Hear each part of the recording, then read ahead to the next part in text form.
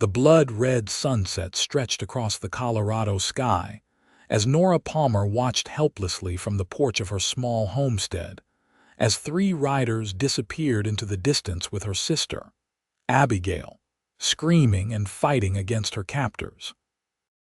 Tears streamed down Nora's face, her body trembling with both rage and terror as the dust settled on the horizon. It was 1875 in the unforgiving territory surrounding Cannon City, Colorado, and Abigail was all the family Nora had left in this world. "Miss Palmer." The voice came from behind her, urgent and deep. She turned to see a tall man dismounting from his horse, his face etched with concern beneath the brim of his worn leather hat. His eyes, blue as the mountain lakes, locked with hers. "I saw what happened. Those were Reese Donovan's men." "Who are you?" Nora demanded, her voice breaking as she gripped the porch railing to keep herself upright. Her honey-blonde hair had come loose from its pins during the struggle, and now whipped around her face in the evening breeze. "Daniel Morgan," he replied, removing his hat and holding it against his chest. His dark hair was damp with sweat, and his tanned skin spoke of long days under the merciless western sun.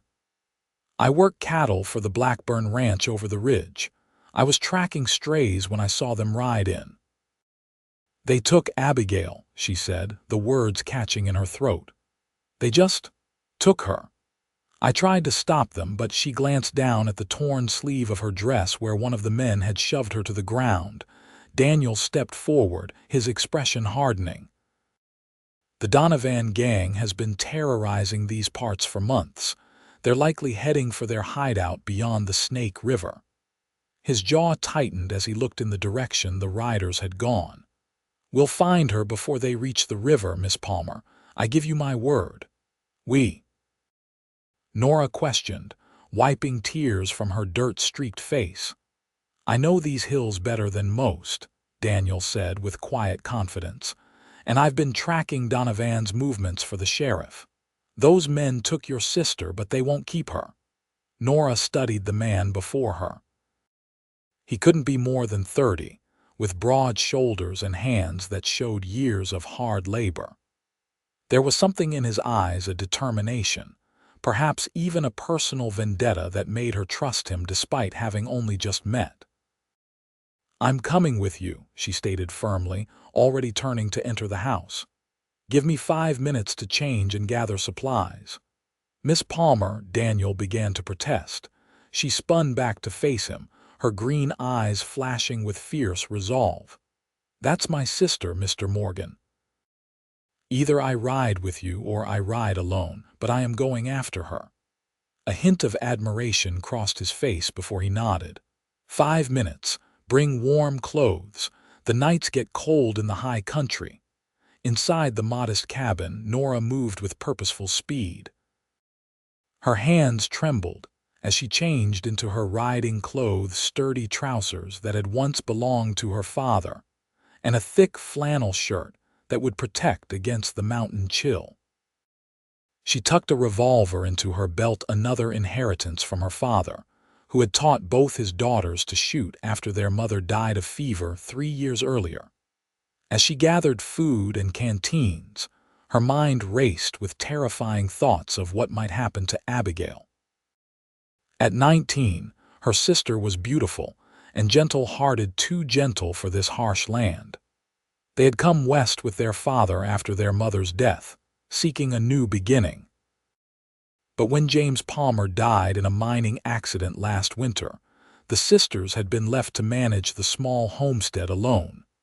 Outside, Daniel had prepared both his horse and her mare for the journey. He'd strapped additional supplies to his saddle and was checking his Winchester rifle when she emerged from the house. "You ride well?" he asked, eyeing her practical attire with approval. "Well enough," she replied, securing her saddlebag. "Pa made sure of that." Daniel nodded, then pointed to the distant hills. "They've got maybe an hour's head start. If they're headed where I think, they'll follow Cottonwood Creek before cutting north toward the river." There's a shorter route through Phantom Canyon if we push hard. As they mounted their horses, the last crimson rays of sunlight disappeared behind the mountains, leaving them in the blue-gray light of dusk. Nora took one final glance at the homestead before turning her mare to follow Daniel's lead. "Mr. Morgan," she called as they urged their horses into a gallop. "How did you know my name?" He glanced back at her, his expression unreadable in the fading light. "Everyone knows of the Palmer sisters, Miss Nora. Your father was a good man. He helped me once when I first came to these parts." His words brought an unexpected warmth to her heart amid the cold fear. As they rode into the gathering darkness, Nora silently prayed they would reach Abigail in time. The night air grew sharper as they climbed higher into the foothills. Daniel set a grueling pace, pushing their mounts as hard as he dared in the dim moonlight. Nora kept up without complaint, her thoughts fixed on her sister. "There," Daniel said suddenly, reining in his horse. He pointed to a faint orange glow nestled in a protected hollow about half a mile ahead. "They've made camp for the night. Overconfident fools." "How can you be sure it's them?" Nora whispered, her heart pounding against her ribs. "Not many travelers in this stretch," Daniel replied, dismounting. "And Donovan's men are creatures of habit. They always stop at this spot when heading north, good water source, protected from the wind." He tied his horse to a scrubby pine. "We'll approach on foot from here." Nora slid from her mare's back, her legs stiff from the hard ride. As she secured her horse beside Daniel's, she noticed him checking his revolver. "What's your plan?" she asked, tightening her own gun belt. Daniel's eyes reflected the distant campfire. "We need to see how many there are and where they're keeping your sister. Then we wait until they're sleeping before making our move." They crept forward through the scrub brush, taking care to avoid loose rocks that might give away their position. As they neared the camp, Daniel motioned for Nora to stay low. They settled behind a large boulder that offered a clear view of the Outlaws' camp. 3 men sat around a small fire, passing a bottle between them. A 4th man, larger than the others, was tending to the horses. Nora's eyes frantically searched the camp until she spotted Abigail, her hands bound behind her back, sitting against a tree trunk at the edge of the firelight. Even from this distance, Nora could see her sister's tear-streaked face and disheveled appearance. Her dress was torn at the shoulder, but she appeared physically unharmed. "That's Hank Weaver by the fire," Daniel whispered, indicating a lean man with a scraggly beard. "The tall one is Tom Bridges, and the young one is Donovan's cousin, Luke. The big fellow with the horses is Samuel Hayes, meanest of the bunch." "You know them well," Nora observed, studying Daniel's tense profile. A shadow passed over his face. "I've been hunting them for almost a year." "For the sheriff?" she asked, recalling his earlier words. Daniel was silent for a long moment. "The sheriff's interest in Donovan comes and goes depending on who's paying him," he finally said. "My interest is more personal." Before Nora could question him further, movement in the camp drew their attention. The man identified as Hank Weaver stood and walked toward Abigail, crouching beside her. Nora felt her body tense as he reached out to touch her sister's face. Abigail jerked away, and Weaver laughed before returning to the fire. "We need to get her out of there," Nora whispered urgently. "We will," Daniel assured her, "but we need to be smart about it. 4 against 2 aren't odds I like, especially with your sister in the middle." They watched as the Outlaws continued drinking and talking. Their voices occasionally carried on the night breeze enough for Nora. Together they planned to reach the Snake River crossing by the following afternoon, where they would rendezvous with Reese Donovan himself. "They're taking her to their main hideout," Daniel explained. "Donovan has a compound in the mountains north of the Snake. Once she's there, He didn't finish the thought, but his grim expression told Nora all she needed to know. "Then we take her back tonight," she said with determination. As the night deepened, the outlaws finally bedded down. Hayes took the first watch, sitting with his back against a wagon wheel, rifle across his knees. The others rolled into their blankets near the dying fire. Daniel touched Nora's arm lightly. "Follow me and stay low," he whispered. "We'll circle around behind where they've got your sister. When the time is right, I'll create a distraction. You cut her free and get her to the horses." They retreated from their position and made a wide arc through the darkness, carefully positioning themselves in the trees behind where Abigail sat slumped against the trunk, apparently asleep. From this vantage point, they could see Hayes occasionally nodding off despite his watch duties. "Here," Daniel handed her a hunting knife. "Wait for my signal. When it comes, move fast and stay low." "What will you do?" Nora asked, clutching the knife. "Give them something else to worry about." Daniel checked his rifle once more. "If anything goes wrong, don't wait for me. Get your sister and ride for Cannon City." Before she could protest, Daniel melted into the darkness. Nora watched the camp anxiously, her hand tight around the knife handle. Minutes stretched like hours as she waited, every sense alert to the slightest movement. Suddenly, a series of shots rang out from the far side of the camp. Hayes jerked awake, raising his rifle as the other men scrambled from their bedrolls in confusion. More shots followed, and the outlaws returned fire toward the unseen attacker. Nora seized her moment. Staying low to the ground, she darted to her sister's side. Abigail's eyes flew open in shock. "Nora," she gasped. "SHH," Nora whispered, quickly sawing through the ropes binding her sister's wrists. "We need to move. Now." As the gunfight continued, Nora helped Abigail to her feet and led her into the shelter of the trees. Her sister stumbled, weak from fear and hours of being bound, but managed to keep pace as they made their way back toward where they had left the horses. A shout from the camp told Nora their escape had been discovered. Glancing back, she saw two figures pursuing them through the trees while the others continued exchanging fire with Daniel's position. "Faster," she urged Abigail, supporting her sister's weight as they pushed through the underbrush. They reached the horses just as a bullet splintered the trunk of a nearby pine. Nora helped Abigail mount her mare, then quickly untied Daniel's horse as well. She swung into the saddle just as Hayes and the young outlaw, Luke, emerged from the trees, guns raised. "Ride!" Nora shouted to her sister, spurring her own horse forward while leading Daniel's mount. More bullets whistled past them as they galloped into the darkness. They rode hard for several minutes before Nora pulled their horses into a sheltered ravine to catch their breath and listen. The sound of pursuit seemed to have faded, but there was no sign of Daniel. "Nora, what's happening? Who was shooting?" Abigail asked, her voice trembling. "A man named Daniel Morgan," Nora explained quickly, straining to hear any sound of approach. "He helped me find you.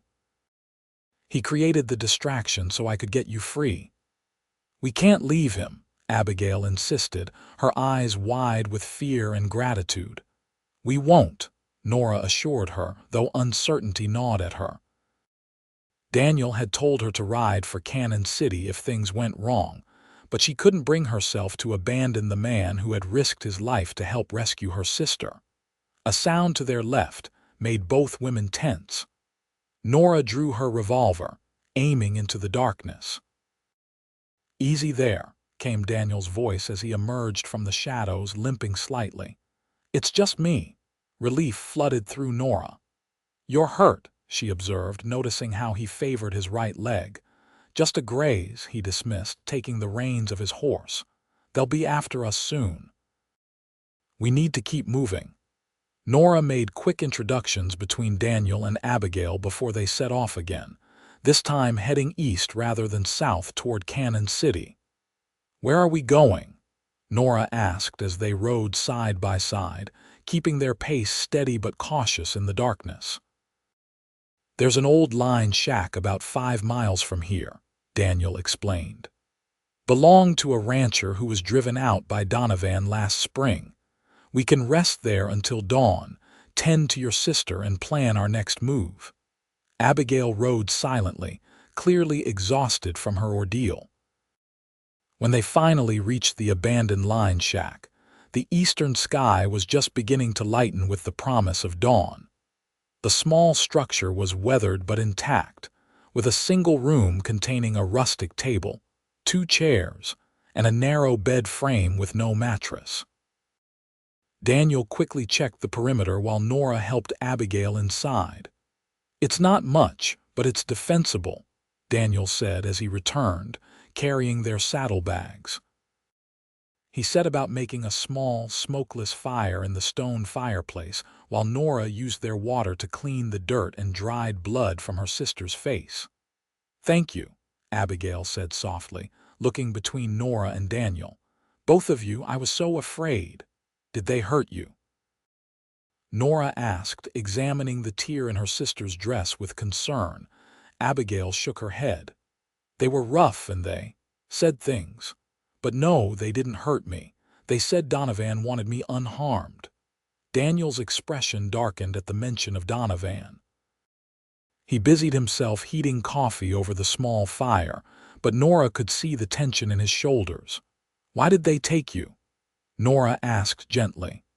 "They said our land sits over a vein of silver that Donovan wants," Abigail explained, accepting a cup of the hot coffee from Daniel with shaking hands. "They thought taking me would force you to sell." Daniel laughed humorlessly. "Classic Donovan. He's been buying up or taking every piece of land along the eastern slope that shows even a hint of silver." Nora studied him as he knelt to examine the graze on his thigh. "You still haven't told me why you're really hunting Donovan," she said quietly. "This seems more personal than just helping the sheriff." Daniel was silent for a long moment, his hand stilling on the makeshift bandage. When he finally looked up, his eyes held a pain that went beyond his physical wound. "Donovan's men killed my younger brother last year," he said, his voice low. "Michael was just 22, working a small claim north of here. Donovan wanted it, Michael refused to sell, and they shot him down like a dog." His jaw tightened. "The sheriff called it a dispute over claim jumping. No arrests were made." "I'm so sorry," Nora whispered, understanding now the determination that drove him. Daniel nodded once, accepting her sympathy but clearly uncomfortable with it. "You both should get some rest," he said, changing the subject. "I'll keep watch. We'll need to move again by midday." Despite her protests, Nora eventually succumbed to exhaustion, sleeping fitfully on her saddle blanket while Abigail curled up beside her. Daniel sat by the window, rifle across his lap, watching the approach to the cabin as the morning sun climbed higher in the Colorado sky. Nora woke to the sound of quiet conversation. Opening her eyes, she saw Daniel and Abigail sitting at the small table, speaking in hushed tones. The light streaming through the dirty window suggested it was nearly noon. "You should have woken me sooner," Nora said, sitting up and smoothing her tangled hair. Daniel turned to her with the first real smile she'd seen from him, a sight that inexplicably quickened her pulse. "You needed the rest," he said simply. "Your sister was just telling me about your journey west with your father." Abigail's color had improved, and though she still looked tired, the fear had faded from her eyes. "I was explaining how Papa taught us both to shoot and ride like men," she said with a small smile of her own. "Daniel didn't believe me when I told him you're the better shot." "Is that so?" Daniel raised an eyebrow at Nora. "She exaggerates," Nora replied, feeling a blush rise to her cheeks under his steady gaze. "But I can handle myself." "I've seen that," he acknowledged, then grew serious again. "We need to decide our next move. Donovan's men will be searching every trail between here and Cannon City. Can't we just go home? Abigail asked, her voice small. Now that they know we won't be intimidated. Daniel shook his head. Donovan doesn't give up that easily. If anything, he'll be more determined now that you've escaped, and he'll be furious that his men failed. What do you suggest? Nora asked, joining them at the table and accepting a piece of jerky from their dwindling supplies. We have two options, Daniel said, spreading out a rough map he'd drawn in the dust on the table. We can try to make it to Cannon City and seek help from the sheriff, though, as I mentioned, his reliability is questionable. Or we can head north to Fort Collins, where a friend of mine is deputy marshal. He's been building a case against Donovan for months. Fort Collins is 3 days' ride, Nora noted, studying his map. Can we avoid Donovan's men for that long? It won't be easy, Daniel admitted. But I know routes that his gang rarely travels. The real danger is the first day, while we're still in what Donovan considers his territory. A sudden thought struck Nora. What about the Blackburn Ranch you mentioned? Couldn't we seek shelter there? A shadow passed over Daniel's face. Samuel Blackburn is not a man to cross Donovan. He values his cattle too much to risk them being rustled in retaliation. But you said you work for him, Abigail pointed out. Worked, Daniel corrected. I quit his employ when he refused to speak against Donovan after my brother's murder. His tone made it clear this was a painful subject. Now I take whatever honest work comes my way while I track Donovan's movements. Nora reached out impulsively, placing her hand over his. I'm sorry for all you've lost, Daniel. His eyes met hers, something flickering in their blue depths that made her breath catch. For a moment, they simply looked at each other, an unspoken connection forming between them. The moment was broken by the distant sound of hoofbeats. Daniel was on his feet instantly, moving to the window with his rifle ready. 4 riders, he reported grimly. Coming fast from the west, it's Hayes and the others. Nora's heart began to race. How did they find us? Doesn't matter now, Daniel replied, already gathering their belongings. We need to ride. There's a narrow canyon to the northeast that's difficult to follow. If we can reach it before they spot us, we might lose them. They saddled the horses quickly, working with the efficiency of shared fear. Within minutes, they were mounted and slipping away from the back of the line shack, keeping to the tree line to avoid being spotted. For an hour, they pushed their mounts hard, angling northeast toward the canyon Daniel had mentioned. Just as Nora began to hope they might have escaped detection, a shout behind them confirmed her fears. They've spotted us, Daniel called, urging his horse faster. The canyon entrance is just ahead. Once we're in, stay close to me. The path narrows considerably. The canyon mouth appeared before them, a jagged split in the towering rock face that looked barely wide enough for a horse to pass through. Daniel led them in without hesitation, the sudden shadows enveloping them as the high walls blocked the afternoon sun.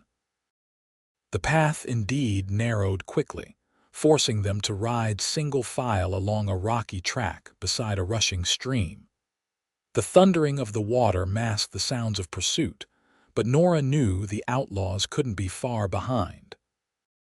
The canyon twisted and turned, sometimes widening into small basins before narrowing again to treacherous passages where the horses picked their way carefully over loose shale. After what seemed like hours, the path began to climb steeply, eventually emerging onto a high plateau bathed in the golden light of late afternoon. Daniel halted his horse, listening intently. I don't hear them, he said after a moment. The canyon has dozens of side passages where they might have taken a wrong turn, but we can't assume we've lost them completely. Abigail looked exhausted, swaying slightly in her saddle. Seeing this, Daniel pointed to a stand of pines about half a mile ahead. We'll make camp there for the night. The horses need rest, and so do we. The small grove offered decent cover and access to a clear spring. As they dismounted, Nora noticed Daniel wince as his injured leg took his weight. "Let me look at that wound," she insisted once they had secured the horses. "It's nothing," he began to protest, but the firm set of her jaw silenced him. "Sit," she commanded, pointing to a fallen log. "Abigail, can you gather some firewood? Small pieces only will need to keep the fire low." While her sister moved off to collect kindling, Nora knelt beside Daniel and carefully rolled up his torn pant leg. The bullet graze was angrier than he'd admitted, the skin around it hot and red. "This needs cleaning," she said, retrieving a canteen and the small medical kit from her saddlebag. "It's starting to get infected." Daniel watched as she gently cleaned the wound with water and a strip of clean cloth. "You've done this before," he observed. "Pa worked the mines," she replied, concentrating on her task. "Men were always getting hurt. Mama taught us both how to tend wounds before she passed." "You miss her," Daniel said softly. It wasn't a question. Nora nodded, not trusting her voice for a moment. "Every day. But especially when Abigail and I are alone with decisions to make. Papa was strong, but Mama was the one who truly held us together." "You remind me of my mother," Daniel said, a gentle smile touching his lips. "She had the same quiet strength. She raised us alone after my father was killed in the war."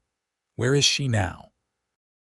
Nora asked, applying a salve from her kit to his wound. "Passed 5 years ago," he replied. "Consumption. That's when Michael and I came west, thought we'd make our fortunes and build the kind of life she always wanted for us." His voice grew distant with memory. "She used to say the measure of a good life wasn't in what you owned, but in how well you loved." The simple wisdom of his mother's words touched something deep in Nora's heart. She finished bandaging his leg in silence, her fingers lingering perhaps longer than necessary on his skin. When she finally looked up, she found him watching her with an intensity that made her cheeks warm. For a wild moment, she thought he might lean forward and kiss her, and more surprisingly, she realized she wanted him to. Instead, he gently touched her cheek with calloused fingers. "Thank you," he said softly, and she knew he meant for more than just tending his wound. Abigail's return with an armful of firewood broke the spell between them. As darkness fell, they built a small, well-sheltered fire and shared the last of their provisions. The night grew cold quickly at this elevation, and they huddled close to the flames, speaking in low voices about what awaited them on the journey ahead. "Once we reach Fort Collins," Daniel explained, "my friend Deputy Marshal Taylor can arrange protection for you both while he organizes a proper posse to go after Donovan." "And then what?" Nora asked. "Even if Donovan is arrested, his men will still be a threat." "Not without their leader," Daniel countered. "Donovan is the brains of the operation. Without him, the gang will scatter." Abigail, who had been quiet for much of the evening, suddenly spoke up. "What about our home? If what they said is true about silver on our land?" Daniel considered this. "If there really is silver, you could sell to a legitimate mining company, or file your own claim and hire miners to work it. We could have a real future," Abigail said, hope lighting her tired eyes. "We wouldn't have to struggle so hard just to survive." Nora found herself looking at Daniel, wondering what his plans were once his vendetta against Donovan was complete. Would he move on? The thought brought an unexpected ache to her chest. As if reading her thoughts, Daniel's eyes met hers across the fire. "First things first," he said quietly. "We get you both safely to Fort Collins." They took turns keeping watch through the night. During her shift, Nora sat wrapped in her blanket, rifle across her knees, watching Daniel's sleeping form in the dying firelight. In just 2 days, This stranger had become someone she trusted with not only her life but her sister's as well. And if she was honest with herself, her feelings were quickly growing beyond mere gratitude. When dawn broke clear and cold across the plateau, they set out again, Daniel estimating they could reach a trading post on the Cache La Powder River by nightfall. From there, it would be another day and a half to Fort Collins. The morning passed uneventfully as they traversed the rolling high country. By midday, they had descended into a lush valley where they stopped to rest the horses and eat the last of their food, a few strips of jerky and some hard biscuits. The trading post will have supplies, Daniel assured them as they remounted. Old Man Jenkins keeps it well stocked for travelers and trappers. They had just started down a gentle slope toward a stream when Daniel suddenly reined in his horse, raising his hand for them to stop. His body was tense, alert to something the sisters hadn't noticed. "What is it?" Nora whispered, her hand moving to her revolver. "Smoke," Daniel replied, pointing to a thin gray column rising beyond the next ridge. "That's about where Jenkins' trading post should be." They approached cautiously, dismounting to lead their horses the final distance to the ridge top. What they saw beyond made Nora's heart sink. The small trading post was indeed burning, flames still licking at what remained of the wooden structure. 4 horses were tethered nearby and 3 men moved around the smoking ruins. "Donovan's men," Daniel confirmed grimly. "They must have guessed we'd head this way and decided to cut us off." "What do we do now?" Abigail asked, fear creeping back into her voice. Daniel studied the scene below with narrowed eyes. "We can't go back, the terrain is too exposed, and we can't go forward without being seen." He was quiet for a moment, clearly weighing their limited options. "There's an old trapper's cabin about 5 miles east of here. We could hole up there until dark, then try to skirt around them." "What about Jenkins?" Nora asked, scanning the area for any sign of the trading post's owner. Daniel's expression was grim. "I don't see him, but if Donovan's men found him..." He didn't need to finish the thought. They retreated carefully, leading their horses well away from the ridge before remounting and heading east. The landscape grew increasingly rugged, with dense stands of pine broken by rocky outcroppings. Daniel led them with the confidence of someone intimately familiar with the terrain, though he admitted he hadn't been to the trapper's cabin in over a year.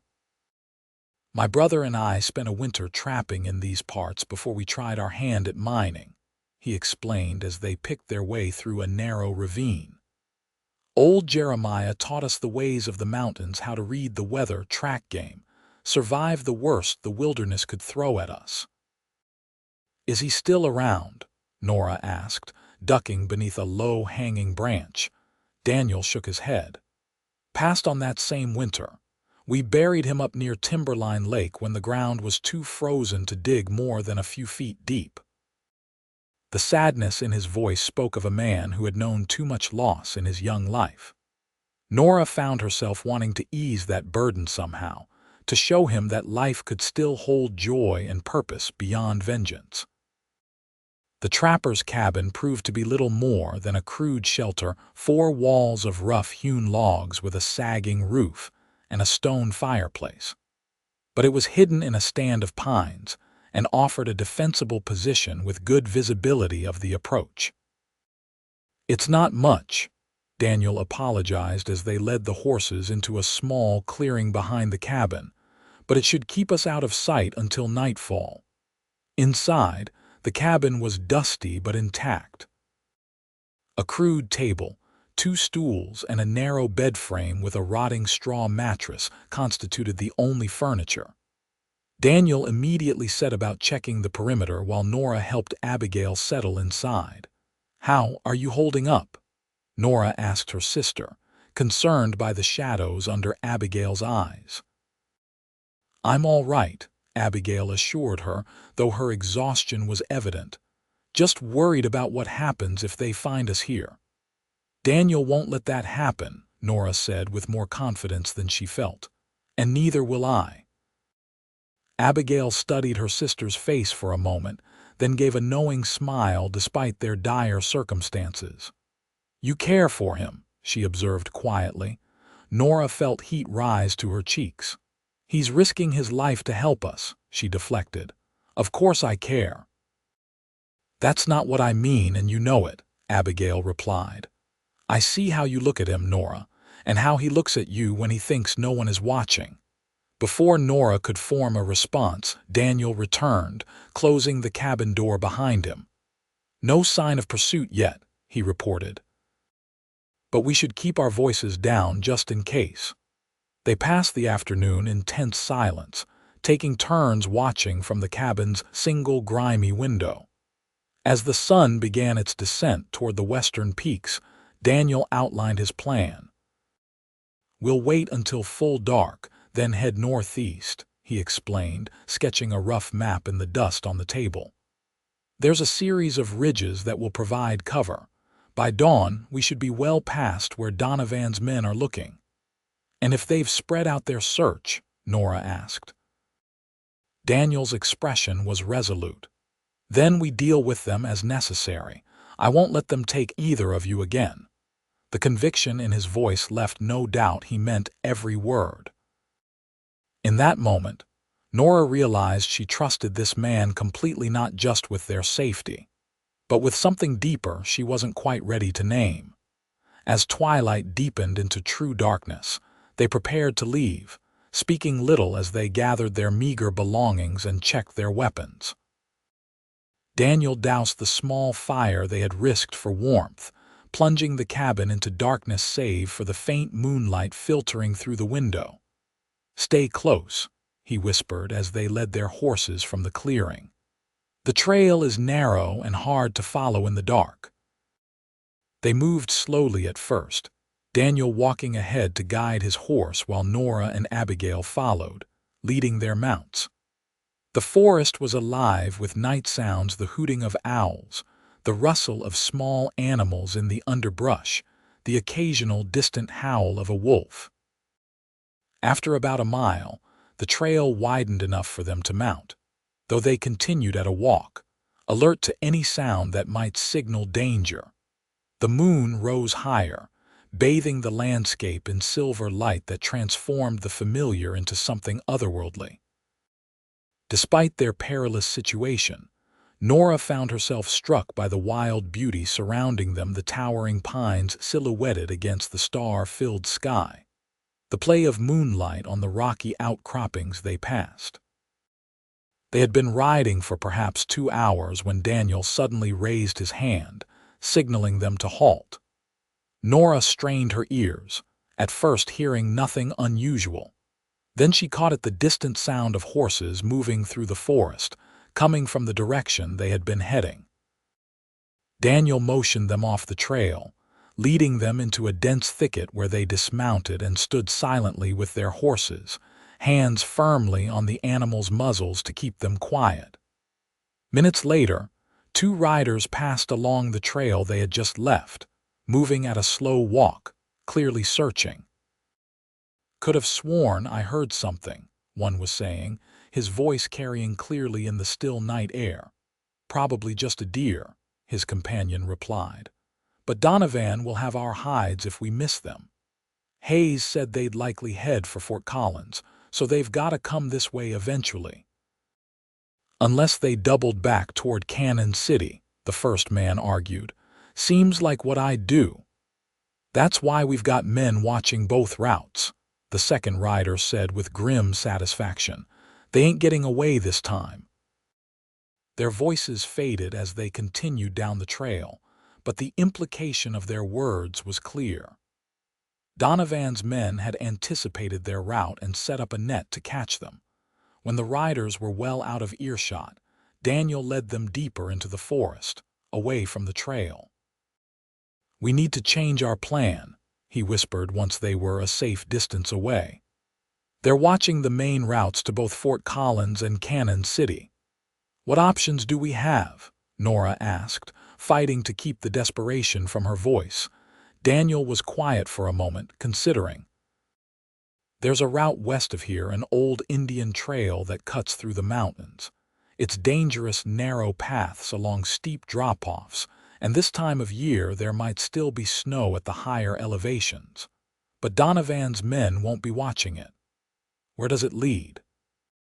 Abigail asked, her voice small in the darkness. Eventually to a settlement called Eagle's Rest, Daniel replied. It's small, but there's a telegraph office. We could wire the federal marshal in Denver from there. Nora exchanged a glance with her sister, silently asking if she was up for such a journey.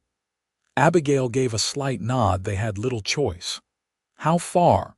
Nora asked. 3 days, maybe 4 depending on conditions, Daniel admitted, and we'll need supplies. There's a homestead about 5 miles from here, belongs to an old trapper named Sullivan. He's no friend of Donovan's. He might help us. With their new plan in place, they continued through the forest, now heading west rather than northeast. The going was slow and difficult, with no trail to follow and only moonlight to guide them. By the time the eastern sky began to lighten with the first hint of dawn, they were all exhausted. Sullivan's homestead proved to be a small but well-maintained cabin set in a clearing beside a rushing stream. Smoke curled from the chimney as they approached cautiously, Daniel signaling the sisters to wait at the edge of the trees while he went ahead. An old man with a white beard and sharp eyes greeted Daniel with suspicion that quickly turned to welcome when he recognized him. After a brief conversation, Sullivan waved for Nora and Abigail to join them. "Any enemy of Donovan's is a friend of mine," the old man declared gruffly as he ushered them inside his cabin. "Daniel here says you need supplies and a safe route west." Over a breakfast of venison stew and strong coffee, Daniel explained their situation. Sullivan listened without interruption, occasionally nodding as if confirming things he already knew. "Donovan's getting bolder," he commented when Daniel finished. "Time was he at least pretended to operate within the law. Now he's burning trading posts and kidnapping women in broad daylight." "You know about Jenkins' place?" Daniel asked. Sullivan's face darkened. "Found him yesterday about a mile from his post, shot in the back." He shook his head grimly. "Buried him proper, then came back here to load my rifle. Was figuring on heading to Cannon City today to report it, though I doubt the sheriff will do much." The news of Jenkins' fate cast a pall over the meal. When they had finished eating, Sullivan helped them gather supplies: food, ammunition, warm blankets, and a detailed map of the mountain route they would be taking. "The trail starts about 3 miles west of here," he explained, tracing the route on the map with a gnarled finger. "Follows Bear Creek up into the high country, then crosses the divide at Serpent Pass. After that, it's mostly downhill to Eagle's Rest." He looked up at them seriously. "But don't take it lightly. The pass can be treacherous even in summer, and there's been reports of a rogue grizzly in that area this season." They thanked the old man for his help, but when Daniel tried to pay him, Sullivan waved away the offer. "You just make sure Donovan gets what's coming to him," he said, his eyes hard. "That'll be payment enough." With fresh horses borrowed from Sullivan, their own mounts being too tired for the difficult journey ahead, they set out again, following the old man's directions to find the trailhead. The path was barely visible at first, little more than a game trail that wound its way alongside the tumbling waters of Bear Creek. As they climbed higher, however, it became more distinct, clearly an ancient route that had been used for generations. The day passed in a grueling ascent, the trail growing steeper and more challenging with each mile. By mid-afternoon, patches of snow appeared in the shadowed areas beneath the trees, and the air grew noticeably colder. They stopped frequently to rest the horses and check their bearings against Sullivan's map. During one such stop, As Abigail watered the horses at a small stream, Daniel pulled Nora aside.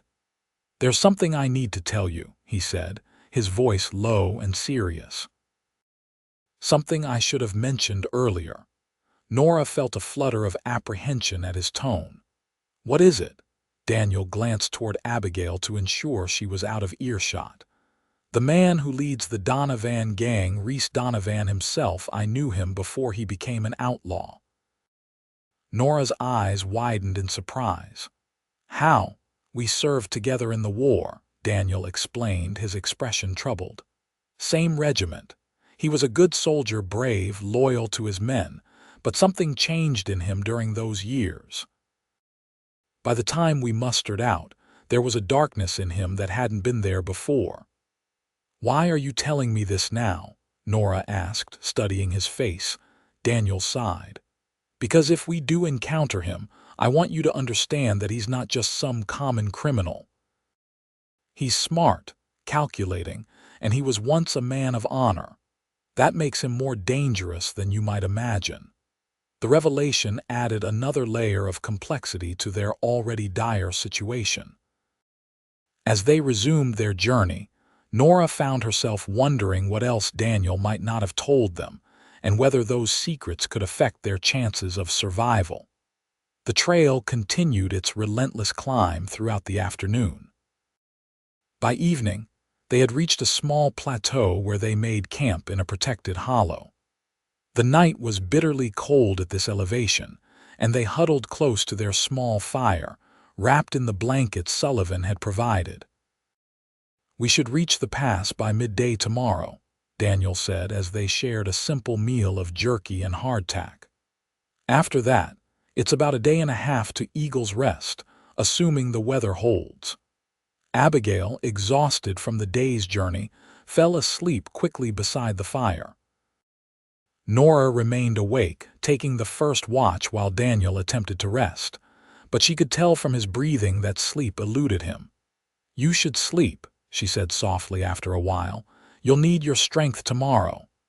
Daniel sat up, giving up the pretense of rest. "Too many thoughts," he admitted, moving to sit beside her at the edge of the firelight. For a long moment they sat in companionable silence, listening to the night sounds of the mountains. "Thank you," Nora finally said, turning to look at him, "for everything you've done for us. I don't know what would have happened to Abigail if you hadn't come along." "I was just in the right place at the right time," he deflected, but his eyes, reflecting the flickering firelight, told a different story. "No," Nora insisted quietly. "You chose to help us when most men would have ridden the other way. You put yourself in danger for two women you didn't even know." Daniel's gaze dropped to his hands. "Maybe I'm just tired of seeing Donovan hurt people and get away with it."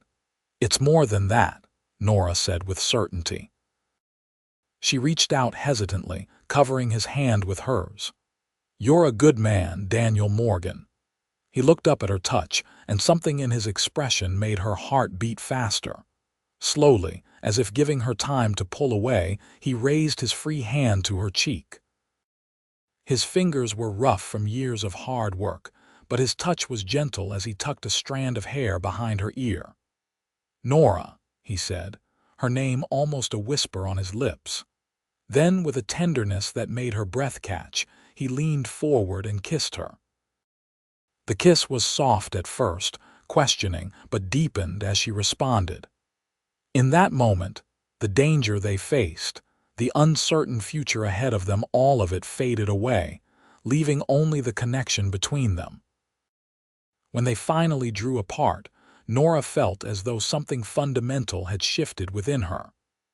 "I've wanted to do that since I first saw you standing on that porch," Daniel admitted, his voice rough with emotion. "Even with dirt on my face and my hair a mess." Nora teased gently, though her heart was racing. "Especially then," he replied with a smile that transformed his usually serious face. "You looked ready to take on those outlaws single-handed. I knew right then you were someone special." The honesty in his words touched her deeply.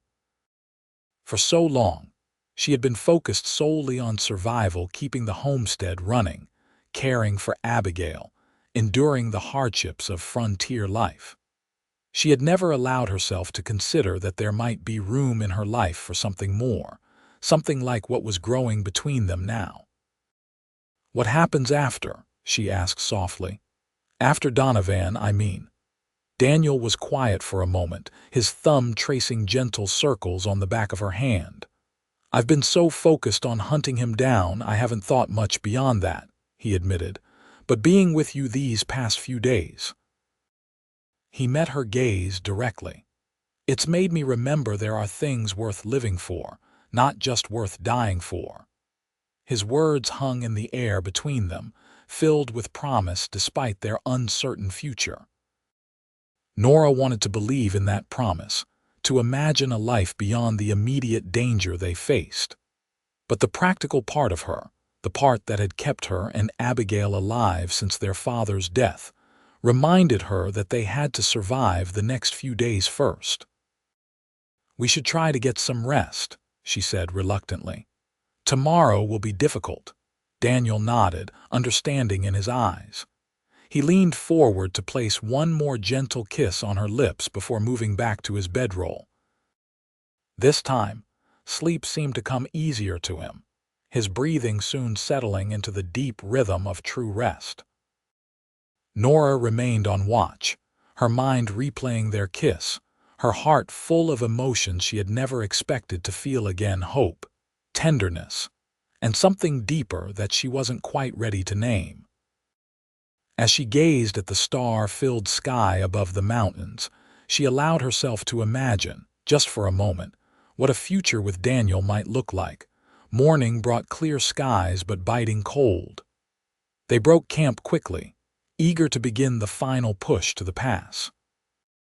The trail grew increasingly treacherous as they climbed higher, in some places barely wide enough for the horses to navigate safely. To their right, the mountain rose in a steep wall of rock. To their left, the ground fell away in a dizzying drop to the valley below. By mid-morning, they were riding through patches of snow that grew more consistent as they gained elevation. The horses struggled in the deeper drifts, forcing them to dismount and lead the animals for long stretches. Despite the cold, they were soon sweating from exertion. "There," Daniel pointed ahead as they rounded a bend in the trail. "Serpent Pass." The pass appeared as a narrow gap between two towering peaks, the trail threading through it like a thin line drawn across the landscape. Even from a distance, Nora could see that snow completely covered the path through the pass. "Will we be able to get through?" she asked, eyeing the snow with concern. "We don't have much choice," Daniel replied grimly. "Going back isn't an option, and there's no other route to Eagle's Rest that wouldn't take us days out of our way."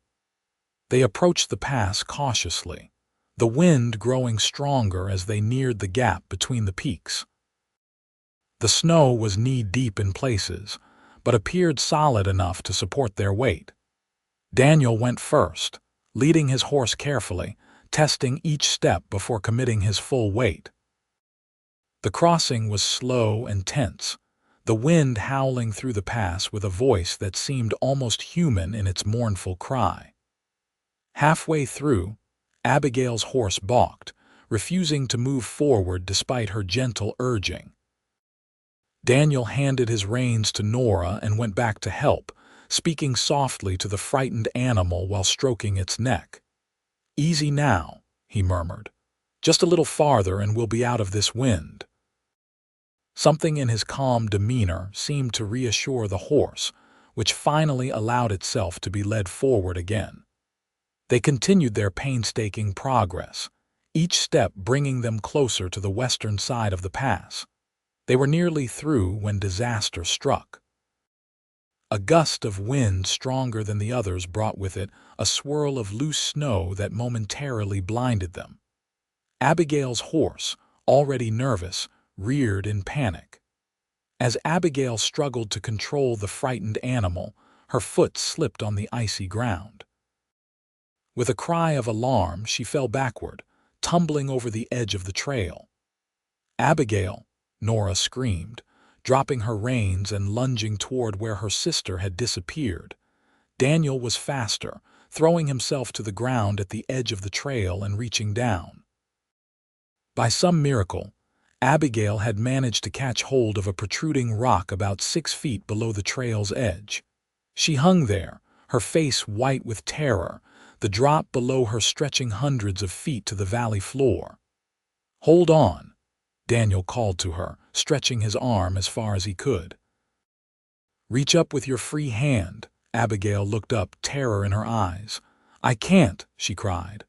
"I'll fall." "You won't fall," Daniel assured her, his voice steady despite the desperation of the situation. "I won't let you fall. Trust me, Abigail." Nora watched in agonized silence as her sister gathered her courage, then slowly released one hand from the rock and reached upward. For one heart-stopping moment, it seemed she wouldn't be able to reach Daniel's outstretched hand. Then their fingers connected, and Daniel grasped her wrist in an iron grip. "I've got you," he said. "Now, use your feet against the rock face to help push yourself up as I pull." With Nora anchoring his legs to prevent him from being pulled over the edge, Daniel slowly drew Abigail up until Nora could grab her sister's jacket and help haul her to safety. The three of them collapsed on the trail, breathing heavily, the horses forgotten for the moment as they recovered from the near tragedy. Abigail was shaking uncontrollably, partly from cold but mostly from shock. Nora held her tightly, her own heart racing with the terrifying knowledge of how close she had come to losing her sister. "Thank you," she said to Daniel over Abigail's head, her voice thick with emotion. "I can't even." "Don't," he interrupted gently. "We're all still here. That's what matters." After giving Abigail time to recover, they continued through the pass with even greater caution. Finally, they emerged on the western side, where the wind was less severe, and the trail began its descent toward lower elevations. They made camp earlier than planned that night, all of them physically and emotionally exhausted from the day's events. As they sat around their small fire in a sheltered grove of pines, the horses hobbled nearby. Nora noticed Daniel wincing as he moved his right arm. "You're hurt," she said, moving to his side. "Just strained something pulling your sister up," he dismissed. "It'll be fine by morning." Nora wasn't convinced but knew better than to argue with his stubborn pride. Instead, she prepared a poultice from herbs in the medical kit Sullivan had provided, applying it to Daniel's shoulder while Abigail prepared their evening meal. "Your sister is strong," Daniel observed quietly as Nora worked. "Stronger than she looks." "She always has been," Nora agreed with a fond glance toward Abigail. "People underestimate her because she's gentle, but there's steel underneath." "Like her sister," Daniel said with a smile that made her pulse quicken despite her fatigue. The night passed peacefully, the mountain silence broken only by the occasional cry of a hunting owl. By morning, the weather had improved further, with sunshine warming the western slopes as they continued their descent. The trail was easier here, winding through stands of pine and aspen, as it followed a tumbling mountain stream toward the valley below. By mid-afternoon of the following day, they caught their first glimpse of Eagles Rest, a small settlement nestled in a valley beside a broader river. From their vantage point on the hillside, they could see perhaps 24 buildings clustered around what appeared to be a main street with scattered homesteads beyond. "We made it," Abigail said with relief evident in her voice. "Not quite yet," Daniel cautioned. "We should approach carefully." Donovan might have men watching the town. They circled widely, approaching from the north rather than directly down the trail from the mountains. As they neared the outskirts of the settlement, Daniel suggested they split up. "I'll go into town first," he said. "Find the telegraph office and send word to the marshal in Denver. You two wait at that abandoned barn we passed about half a mile back." Nora started to protest, but Daniel's reasoning was sound. One person would attract less attention, and if Donovan's men were watching, they would be looking for two women and a man traveling together. "Be careful," she told him, unable to hide her concern. "Always am," he replied with a confidence that didn't quite reach his eyes. He hesitated, then leaned down from his saddle to kiss her briefly. "I'll be back before dark."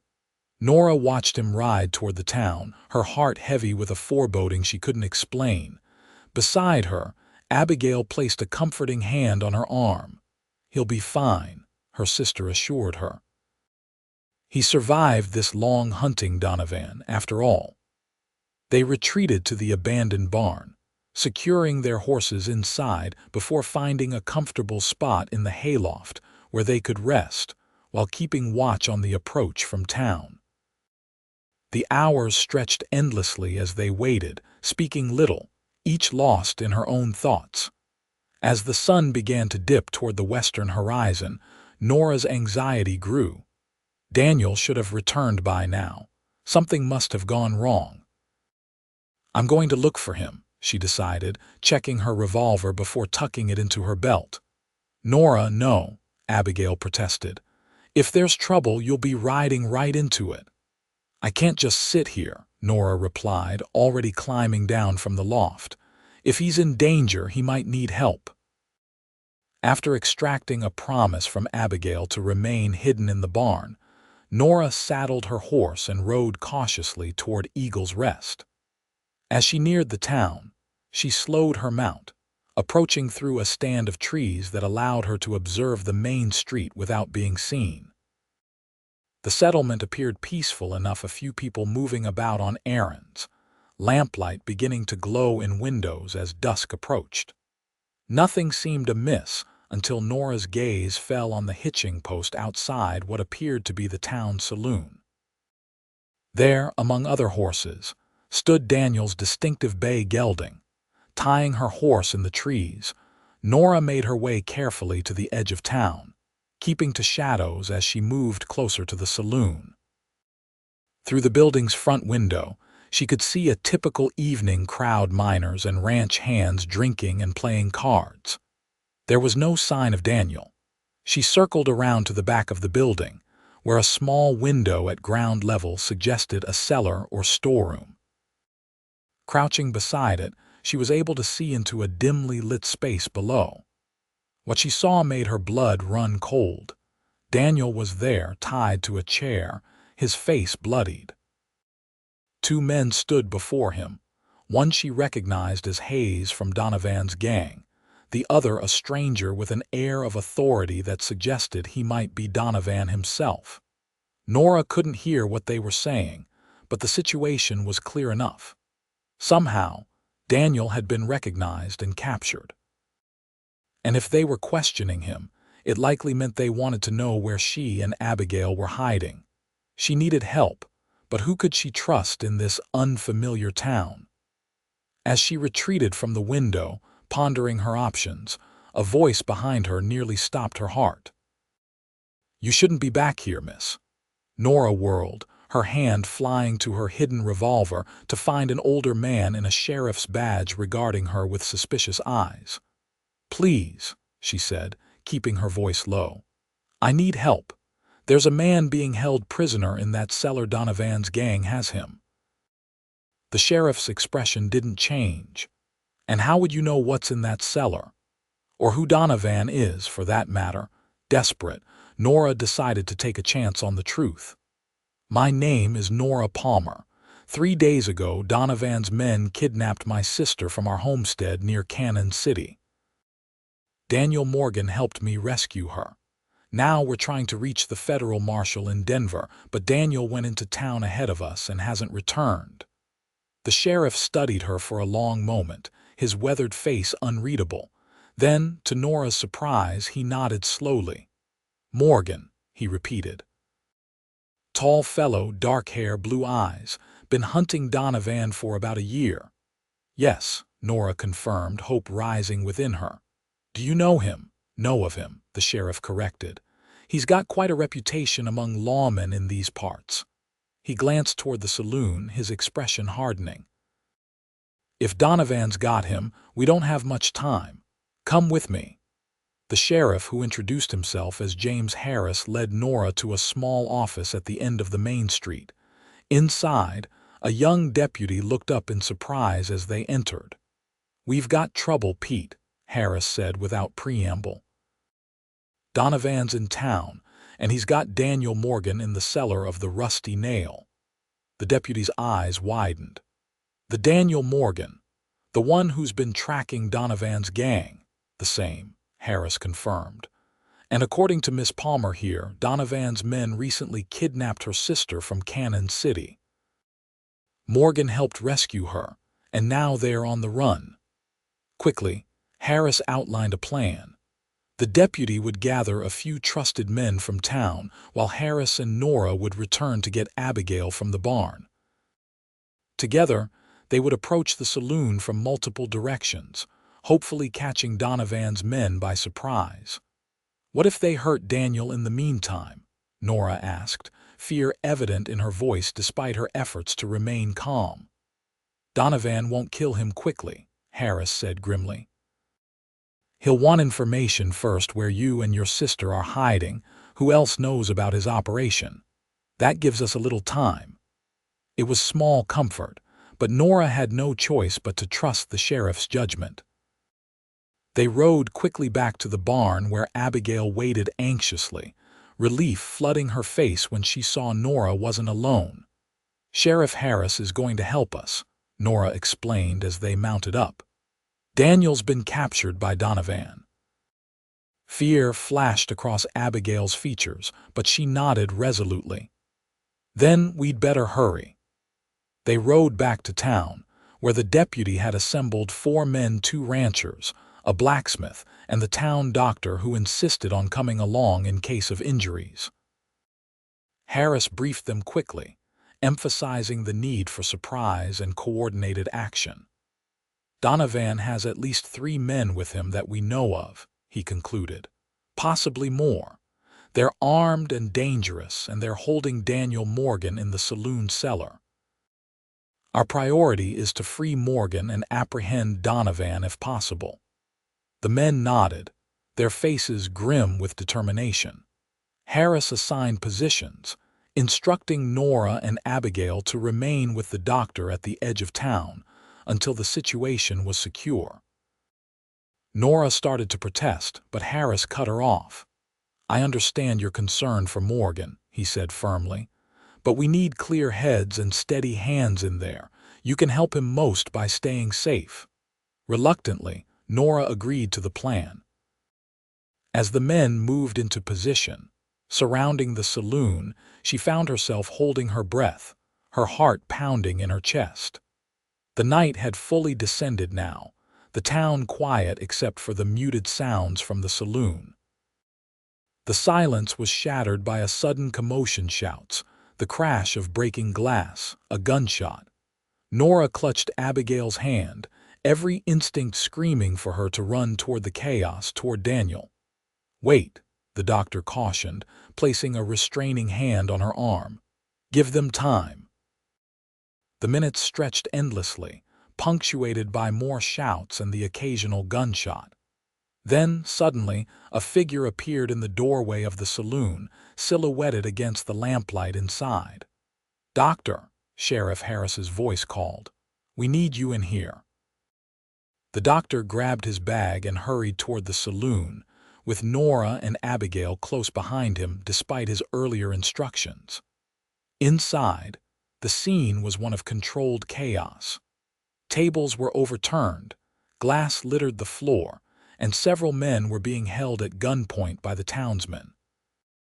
Nora's eyes immediately sought Daniel. She found him seated in a chair near the bar, the sheriff cutting the ropes that bound his wrists while the doctor examined a wound on his temple. "Daniel," she cried, rushing to his side. He looked up, relief washing over his battered face. "Nora," he breathed, reaching for her hand. "You're all right, both of you. "We're fine," she assured him, fighting back tears as she took in his injuries. "But I've had worse," he dismissed, though he winced as the doctor pressed a cloth to his bleeding head. "Nothing too serious," the doctor confirmed. "Head wound, some bruising, possibly a cracked rib. He'll live." Sheriff Harris cleared his throat. "Miss Palmer, there's someone I think you should meet." He gestured toward a man being held securely by two of the townsmen, a tall, imposing figure with graying hair and cold eyes. Reese Donovan. Nora felt a chill as those cold eyes assessed her. There was intelligence there, and a calculating cruelty that made her understand why Daniel had warned her about this man. "So you're the Palmer girl," Donovan said, his voice surprisingly cultured. "All this trouble over a piece of land."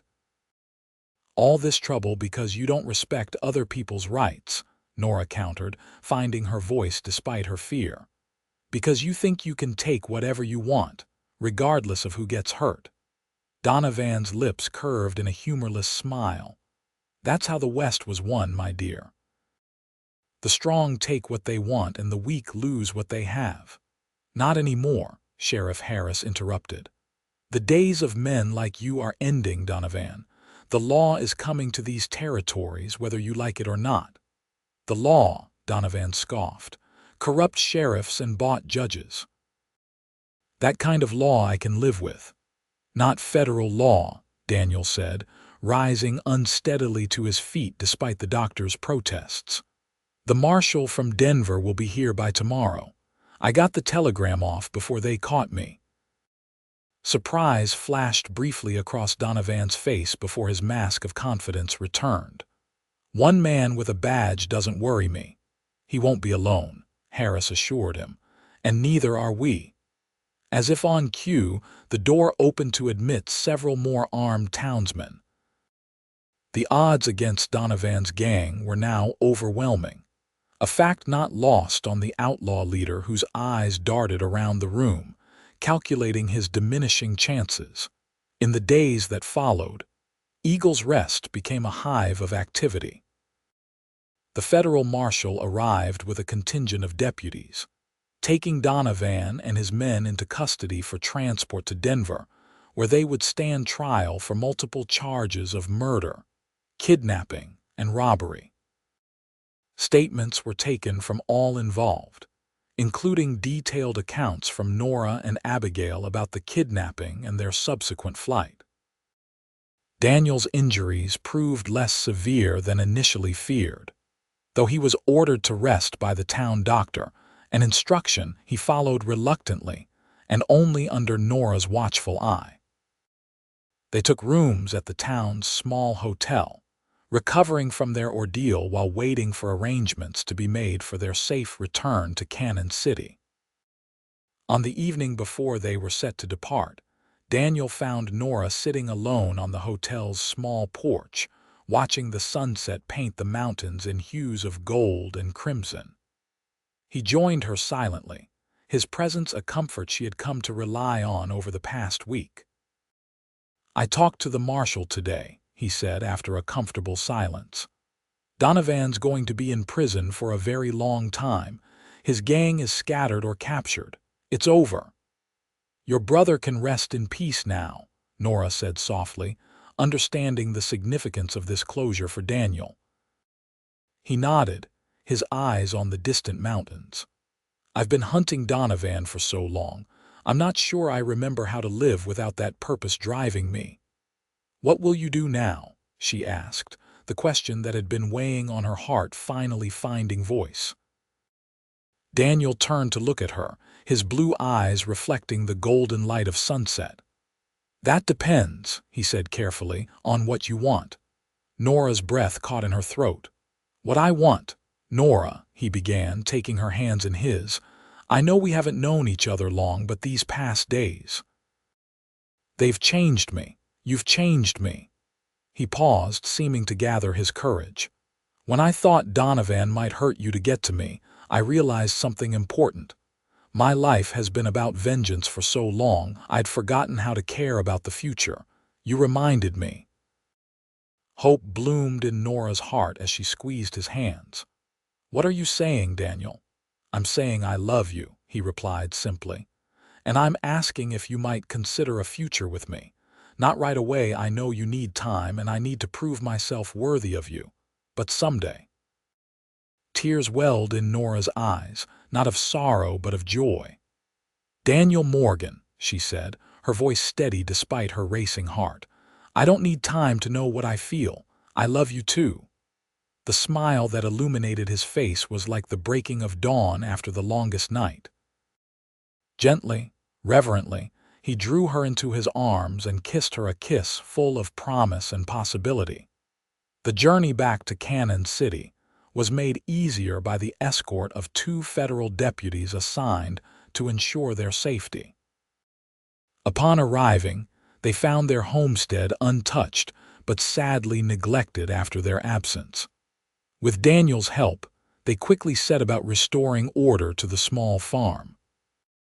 It was during this time that a mining engineer sent by the federal marshal confirmed what Donovan's men had claimed: there was indeed a vein of silver running through a portion of the Palmer property. Not the mother lode Donovan had likely imagined, but enough to provide the sisters with financial security if properly developed. "You could sell the claim," Daniel suggested as they discussed their options one evening. "Move somewhere safer, start fresh." Nora looked around at the homestead her father had built with such hope and determination. "This is our home," she said simply. "We've fought too hard to keep it to leave now." "Then we develop the mine properly," Daniel decided. "Hire honest men, pay fair wages, show that it can be done right." The "we" in his statement wasn't lost on Nora. As the weeks passed, Daniel became a permanent fixture at the Palmer homestead, his strength and skills complementing the sisters' determination to make their father's dream succeed. The mining operation began modestly, but grew steadily under their careful management. With the proceeds, they were able to improve the homestead, adding to the small house and purchasing better equipment for the farm portion of the property. Word of their success and of Donovan's downfall spread throughout the region, bringing other miners and settlers who sought honest work away from the shadow of outlaws. 6 months after their return to Cannon City, on a perfect autumn day with the aspen leaves glowing gold against the blue Colorado sky, Daniel and Nora were married in a simple ceremony attended by friends they had made during their journey: Sheriff Harris from Eagle's Rest, Old Sullivan, who had helped them escape Donovan's men, even the federal marshal who had overseen Donovan's trial and conviction. As they exchanged vows beneath an arbor Daniel had built with his own hands, Nora thought of how close they had come to never finding each other, how many twists of fate had brought them to this moment. If Donovan's men hadn't taken Abigail, if Daniel hadn't happened to be tracking strays nearby, if any one of 100 things had happened differently, they might never have met. "I promise to cherish every day we have together," Daniel said as he slipped a simple gold band onto her finger. "Because I know how precious and rare this gift is. And I promise to be your partner in all things," Nora replied, her voice steady with conviction. "In joy and in struggle, in peace and in adventure." As they sealed their vows with a kiss, cheers erupted from their gathered friends and family. Abigail, serving as Nora's maid of honor, wiped tears of joy from her eyes, her own future looking brighter with a courtship blossoming between her and the young doctor, who had recently established a practice in Cannon City. The celebration continued well into the evening, with music and dancing under lantern light. As the night grew late, Daniel led Nora away from the festivities to a quiet spot overlooking the valley, the lights of Cannon City twinkling in the distance like earthbound stars. "Happy?" he asked, his arms encircling her waist as she leaned back against his chest. "More than I ever thought possible," she replied, turning in his embrace to look up at him. If someone had told me a year ago that I would be standing here as your wife, with a successful mine and a growing community around us, I would have thought them mad. Daniel smiled, the lines of worry and vengeance that had once marked his face now softened by happiness. Life has a way of surprising us, he agreed. Sometimes in the worst ways, but sometimes. He bent to kiss her softly. Sometimes in the very best ways. In the years that followed, their partnership flourished both in business and in love. The mine provided well for them, allowing them to help others in the community and to expand their operations in ethical, sustainable ways.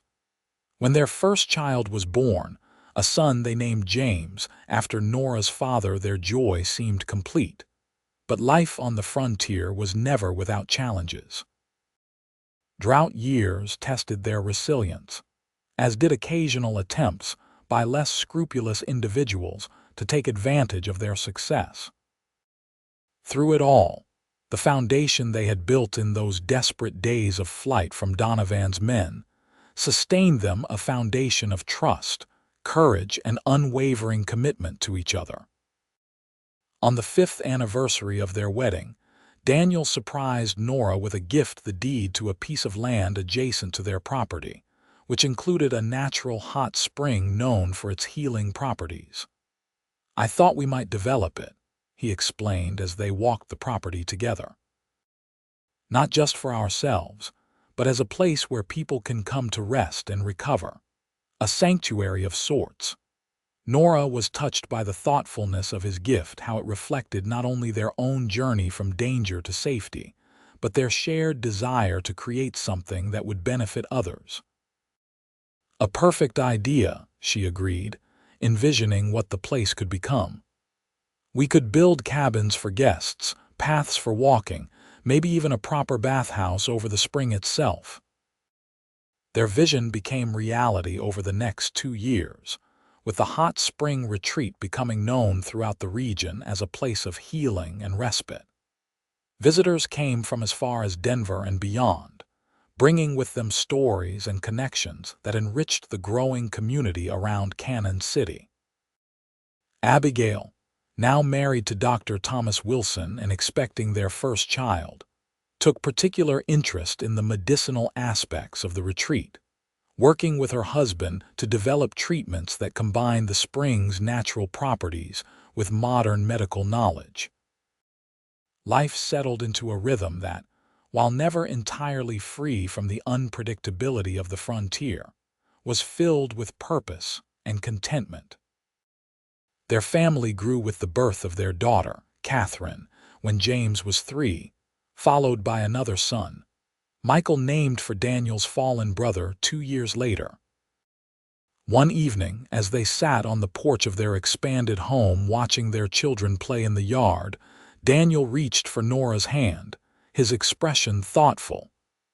"You ever think about that day?" he asked.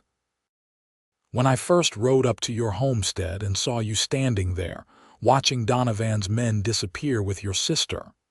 "Often," Nora admitted, squeezing his hand. "I think about how terrified I was and how hopeless it seemed. And then I think about what you said to me." Daniel smiled, remembering that we'd find her before they reached the river. "You were so certain," Nora marveled. "I wanted to believe you, but I was so afraid." "I wasn't certain at all," Daniel confessed with a chuckle. "I just knew I had to try. Something about the way you stood there, refusing to break despite your fear. I couldn't ride away." Nora leaned her head against his shoulder, watching as James helped little Catherine climb onto the wooden horse Daniel had carved for them. "I'm glad you didn't," she said softly. "Do you ever regret it?" he asked, his voice serious now. "This life we've built, it's not always been easy." Nora considered the question, thinking of all they had endured together, the struggles of developing the mine, the challenges of raising children on the frontier, the occasional threats from those who envied their success. But she also thought of the joy they had found in each other, in their children, in the community they had helped create. Not for a single moment, she answered truthfully. Every difficulty has only made clear how fortunate we are to have found each other. Every challenge has shown me the strength we have together. Daniel's arm tightened around her shoulders. I used to think the best I could hope for was revenge for my brother, he said quietly. I never imagined I could have a family, a purpose beyond vengeance, a love that makes everything else meaningful. As the sun set behind the mountains, painting the sky in the same fiery colors that had accompanied their first meeting 8 years earlier, Nora reflected on the strange and wonderful journey that had brought them to this moment. From the desperate chase to rescue Abigail, through the dangers of Serpent Pass and the confrontation with Donovan, to the peaceful prosperity they now enjoyed, it had been a path neither of them could have predicted. "What are you thinking?" Daniel asked, noticing her contemplative silence. "I'm thinking about Rivers," she replied with a smile. "Rivers?" he echoed, puzzled. "You promised we'd find Abigail before they reached the river," Nora explained. "But in a way, our whole life since then has been about Rivers crossing them, following them, finding our way together through the currents." Daniel smiled, understanding her metaphor. "And now," he asked, "where does our river lead us next?" Nora looked out at their children, at the thriving homestead, at the distant lights of the retreat they had built, and finally at the man beside her, the man who had ridden into her life when she needed him most and never left. "Wherever it goes," she said with certainty, "we'll follow it together." As twilight deepened into night and the first stars appeared in the Colorado sky, they remained on the porch, hand in hand, content in the knowledge that whatever challenges tomorrow might bring, they would face them as they had faced everything since that fateful day, with courage, with determination, and with a love that had been forged in the crucible of danger but had grown stronger with each passing day. In the quiet beauty of the moment, with their children's laughter echoing around them and the promise of many more years together stretching before them, they found the peace that both had once thought forever beyond their reach, a peace built not on the absence of struggle, but on the certainty that no struggle could overwhelm the bond they shared. The river of their lives continued to flow, carrying them forward into a future bright with possibility, secure in the love that had begun with a desperate chase across the wild Colorado frontier, and had grown into a legacy that would endure long after them, a legacy of courage, compassion, and the enduring power of love to transform even the darkest circumstances into something beautiful and lasting.